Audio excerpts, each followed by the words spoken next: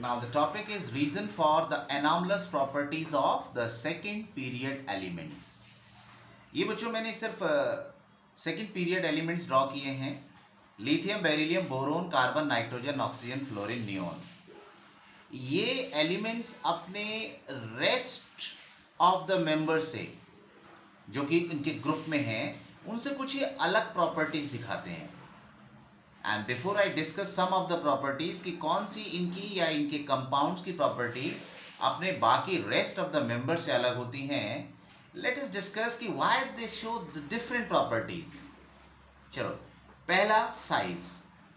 अगर हम ग्रुप में मूव करते हैं डाउन द ग्रुप, तो हमने क्या देखा है, हर एक स्टेप में एक शेल ऐड होता है, तो साइज डाउन द ग्रुप बढ़ने लग जाता है. इसका मतलब ये हुआ कि ये क्योंकि अपने ग्रुप में यहां देखा जाए तो टॉप में लाई कर रहे हैं, तो ये सबसे स्मॉल होंगे. तो पहला reason for the anomalous property, they are small in size. अगर साइज छोटा है तो बच्चों चार्ज डेंसिटी कैसी होगी? अगर दो एटम हैं उनमें सेम चार्ज है, एक का साइज बड़ा है, एक का साइज छोटा है, and if they carry the same charge, then the atom which is small in size will have high charge density. तो इसकी चार्ज डेंसिटी कैसी होगी? हाई. किसकी? these element which are the first member of the group, जो कि second period में लाई कर रहे हैं. इलेक्ट्रोनेगेटिविटी, हमने पढ़ा था कि जितने एटम छोटे होते हैं उतनी इलेक्ट्रॉन खींचने की ताकत ज्यादा होती है, तो ये अपने ग्रुप के अंदर सबसे हाई इलेक्ट्रोनेगेटिविटी वाले एलिमेंट्स होंगे. अब बच्चों ऑर्बिटल की प्रेजेंस देखें. अगर n इज इक्वल टू 2 है तो L 0 और 1 होगा. It means they will have s and p orbital. मगर जो थर्ड पीरियड में, फोर्थ पीरियड में एंड सो ऑन होंगे, उनमें s भी होगा, p भी होगा और d भी होगा. So it means in these second period elements there is no d orbital, and due to the absence of d orbital they show some difference in properties from rest of the members.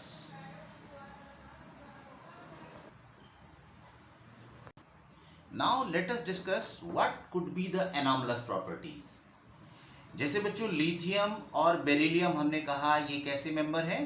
ये top में है. इनकी जो size है वो बहुत small है, और स्मॉल होने की वजह से इलेक्ट्रॉन का transfer becomes a little bit difficult. So these compounds have more covalent character, जबकि अगर हम बाकियों की बात करें, रेस्ट ऑफ द एलिमेंट की बात करें, वो होंगे ionic. This is the first anomalous property. Now, let us discuss the second one.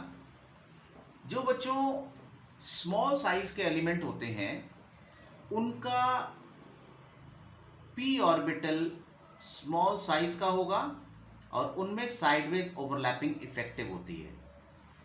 It means जो सेकेंड पीरियड के एलिमेंट्स हैं, अगर उनमें ऑलरेडी एक सिग्मा बॉन्ड बना हुआ है and if they need the pi bond formation, they can effectively overlap sideways and thus can form pi bond. जबकि जो बाकी के मेंबर्स हैं, जो p ब्लॉक में रेस्ट ऑफ द मेंबर्स हैं, जिनको pi bond बनाने की जरूरत है, and they have the p orbital perpendicular to internuclear axis, they can form pi bond but rest of the member cannot. It means अगर हम p block में देखें, they can form pi bond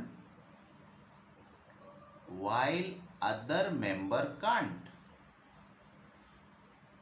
example लेते हैं बच्चों. वो कौन से एग्जाम्पल हो सकते हैं? जैसे कार्बन है, कार्बन को जरूरत पड़ती है तो वो डबल बॉन्ड बनाता है, ट्रिपल भी बना सकता है. मल्टीपल बॉन्ड में पहला बॉन्ड सिग्मा होता है, दूसरा पाई होता है. It means this one has 1 pi bond and this has 2 pi bond.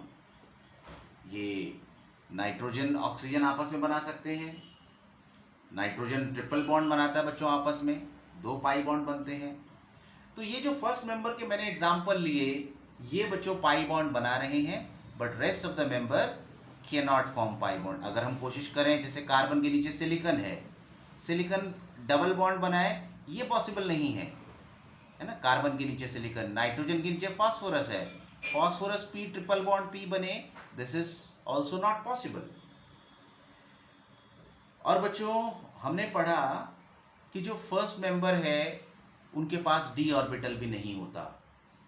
जैसे बच्चों एग्जांपल मैं बोरोन फर्स्ट मेंबर का लेता हूं। बोरोन का कॉन्फ़िगरेशन है 1s2 2s2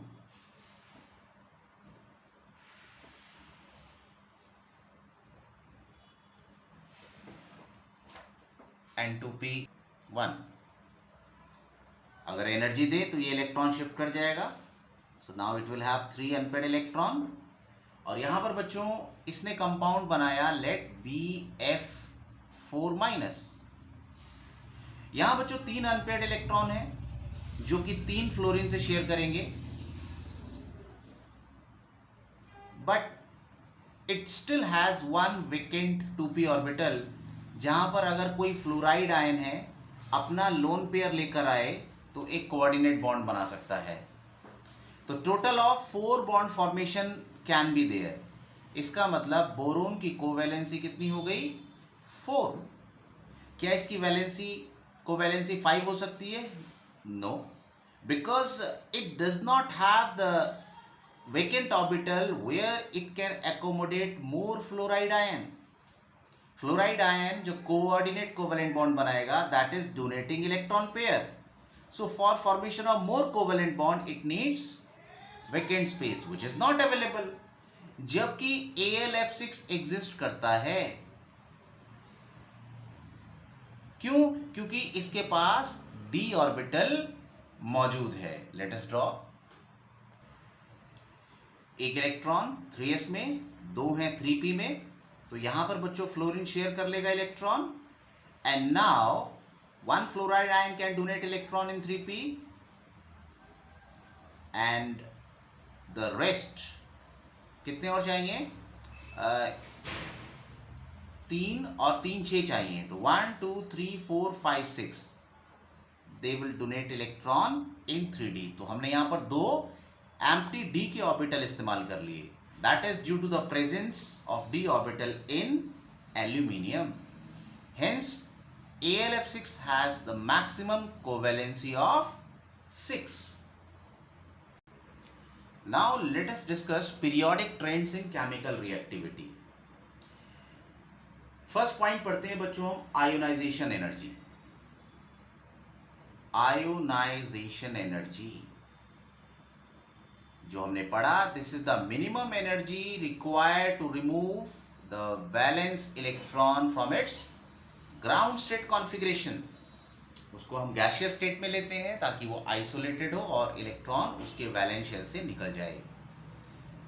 left to right size decrease होता है, साइज डिक्रीज होने से वैलेंस इलेक्ट्रॉन टाइटली होल्ड हो जाता है। Therefore left to right ionization energy increases. This we have already studied. 1-2 बार हम इसको डिस्कस कर चुके हैं। हाँ, इसमें बच्चों कुछ फ्यू एक्सेप्शंस जरूर रहेंगी। वो एक्सेप्शंस क्यों रहेंगी?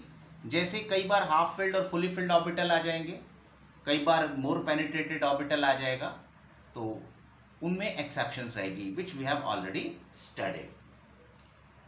सेकेंड बच्चों point, periodic trends chemical reactivity में अल्कली मेटल्स जो होते हैं वो बहुत ही स्ट्रॉन्ग या गुड रिड्यूसिंग एजेंट है। रिड्यूसिंग एजेंट मतलब जो इलेक्ट्रॉन दे सकते हैं, इनका साइज बड़ा है, they can donate electron easily. और बच्चों जो इलेक्ट्रॉन इजीली डोनेट करता है that is called as metal. जबकि जो हैलोजेंस हैं, जो एक्सट्रीम राइट पर है, हमने बच्चों डिस्कस किया, they are small, they prefer to gain electron, और जो इलेक्ट्रॉन गेन करता है that is strong oxidizing agent. और जो इलेक्ट्रॉन गेन करता है that is non metal in nature. Next पढ़ते हैं बच्चों, जो हमारे 3D सीरीज के एलिमेंट हैं, 3D सीरीज में जो एलिमेंट्स हैं बच्चों, उनका रेडियाई का जो वेरिएशन है वो स्मॉल है, क्योंकि इलेक्ट्रॉनिक रिपल्शन और न्यूक्लियर अट्रैक्शन ऑलमोस्ट बैलेंस करता है, तो साइज वेरिएशन इज स्मॉल। इसमें बच्चों d ऑर्बिटल में इलेक्ट्रॉन की फिलिंग है, जबकि इवन अगर हम 4f में देखें तो 4f ऑर्बिटल बच्चों और भी ज्यादा इलेक्ट्रॉन कैरी करता है, तो इसके अंदर साइज का variation is further still smaller. Next point बच्चों, जो D और F ब्लॉक के एलिमेंट्स हैं, they are less electropositive than group first and second element. Electropositive than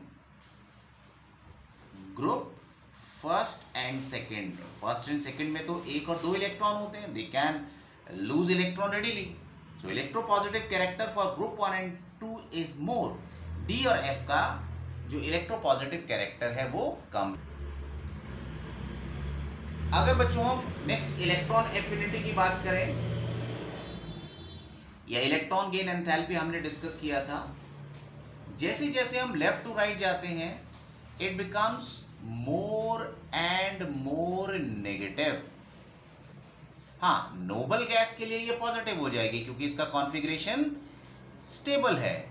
for noble gas this one is positive, but left to right as the size decreases the captured electron will hold more strongly and thus it will release more energy. अगर हम बच्चों chemical reactivity देखें तो हम इसकी reaction hydrogen से कराते हैं, ऑक्सीजन से कराते हैं। तो ऑक्सीजन से अगर हम रिएक्टिविटी को कंपेयर करें और उनके कैरेक्टर को देखें तो जो मेटल्स होते हैं, मेटल के जो ऑक्साइड होते हैं बच्चों वो होते हैं बेसिक, और जो नॉन मेटल के ऑक्साइड्स होते हैं वो होते हैं बच्चों acidic, and in between they are neutral. जैसे बच्चों Na2O, K2O ये हमारे मेटल्स के ऑक्साइड हैं, they are basic in nature. Cl2O3 या O7 बच्चों SO3 ये हमारे नॉन मेटल के ऑक्साइड्स हैं, ये हैं एसिडिक। इन बिटवीन ले लेते हैं बच्चों Al2O3, As2O3 जो कि सेंटर में है, they are amphoteric in nature. और बच्चों सेकेंड लास्ट पॉइंट, जो मेटालिक कैरेक्टर है वो डाउन द ग्रुप बढ़ता है क्योंकि साइज बढ़ता है, इंक्रीजेस डाउन द ग्रुप। और जैसे जैसे मेटालिक कैरेक्टर बढ़ेगा, इलेक्ट्रॉन लूज करने का कैरेक्टर बढ़ेगा, therefore reducing character also increases. And बच्चों last one more important point, reactivity अगर हम डिस्कस करें, रिएक्टिविटी जैसे मेटल्स हैं they are highly reactive because they lose electron readily. इनकी reactivity, they are highly reactive, इनकी रिएक्टिविटी डाउन द ग्रुप और ज्यादा बढ़ती है, रिएक्टिविटी इंक्रीज होती है। क्यों इंक्रीज होती है? Because they react by donating electron, and donating electron is easy for the element which lies below, because they react by donating electron. अगर हम राइट पर मूव करें बच्चों, जैसे हेलोजेंस हैं, इनका साइज बहुत स्मॉल है, यहां पर रिवर्स होता है बच्चों, रिएक्टिविटी डाउन द ग्रुप कम होती है। अब ऐसा रिवर्स क्यों हुआ? यहां पर बच्चों इनके पास 7 इलेक्ट्रॉन है, तो दे रिएक्ट बाय एक्सेप्टिंग इलेक्ट्रॉन, और एक्सेप्टिंग कहां पॉसिबल है इजी, जो एलिमेंट ऊपर लाई कर रहा है। तो रिएक्टिविटी डिक्रीज हो रही है because they react by accepting electron,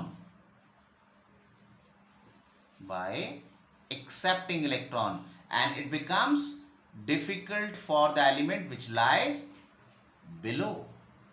तो ऊपर वाले ज्यादा रिएक्टिव और नीचे नीचे जैसे मूव करेंगे हम, रिएक्टिविटी कम होने लग जाएगी। तो बच्चों इस वीडियो में यहीं तक, बाकी नेक्स्ट चैप्टर के लिए नेक्स्ट क्लास में स्टार्ट करेंगे बच्चों।